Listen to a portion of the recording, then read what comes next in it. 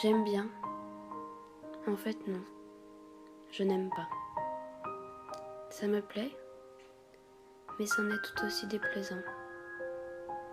Cette sensation agréable me devient si détestable. Amusant, délicieux et si réjouissant qu'il est aussi offensant, insupportable et disgracieux. Le plaisir. Et pourquoi ne pas parler de torture ? Je me demande alors, avec grâce ou disgrâce, quel est ce sentiment qui s'enivre de moi ? Je vous invite alors à vous faufiler dans mon antre, mon plaisir et ma souffrance.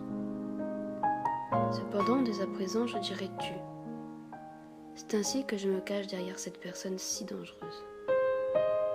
Toi. Toi qui me fais défaut. Toi que je ne comprendrai jamais. Je ne comprends pas. Que ressens-tu dans ce plaisir extrême ? C'est absurde. Comment est-il possible d'aimer risquer sa vie et d'approcher de si près la mort ? Explique-moi. Peut-être un mélange d'inconscience et d'adrénaline malsaine. Ce cocktail Molotov, destiné à te changer les idées, à t'amuser ou à calmer tes nerfs, n'est qu'une illusion. Seulement, te sens-tu avoir le droit de te défouler sur les autres ? Car oui, en effet, tu t'évades. Mais derrière tout ça, se cache une personne qui sera tôt ou tard victime de ton mal-être, si tu ne freines pas maintenant. Il ne faut pas avoir d'estime de soi pour ne pas y penser. Ni même de l'estime pour les autres.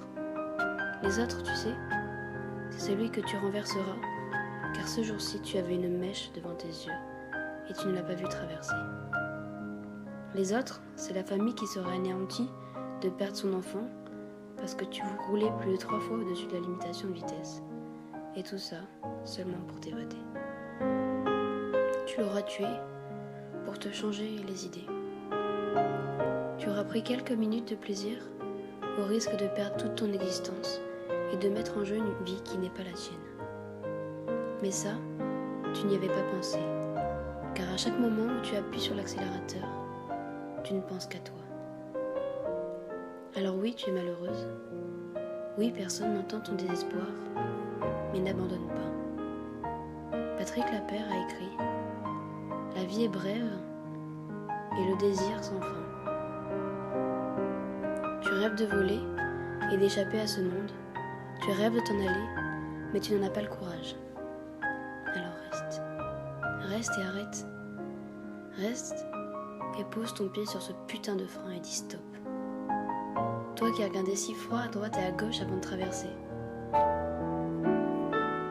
Seulement, il est trop tard maintenant. Il t'a fallu un accident pour avoir cette prise de conscience. Il a fallu que tu fonces dans un mur pour savoir que tu voulais vivre.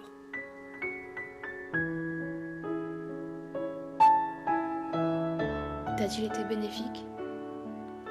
Je dirais que oui. Car maintenant tu es guéri de cette maladie. Paul Valéry disait « Le plaisir extrême est proche de la douleur ». Je me suis longuement identifiée à cette phrase. Et oui, comme vous l'avez entendu, maintenant je dis « je ». Et je dis « je » parce que j'ai su mettre un terme à cette souffrance. J'ai plus besoin de me dissimuler derrière cette ombre qui n'est qu'autre que mon côté obscur. Peut-on parler dorénavant de prise de conscience ? Je ne sais pas. Ce que je sais par contre, c'est que j'ai longtemps pensé que je n'étais qu'un oiseau.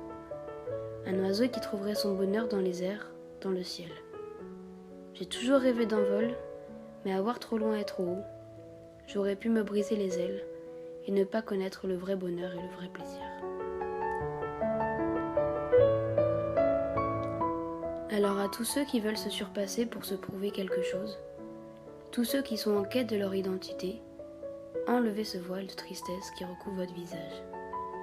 Privilégiez le rire, privilégiez l'amour et pourquoi pas les sensations fortes. Mais cette fois-ci, accrochez-vous et faites-le dans les règles de l'art.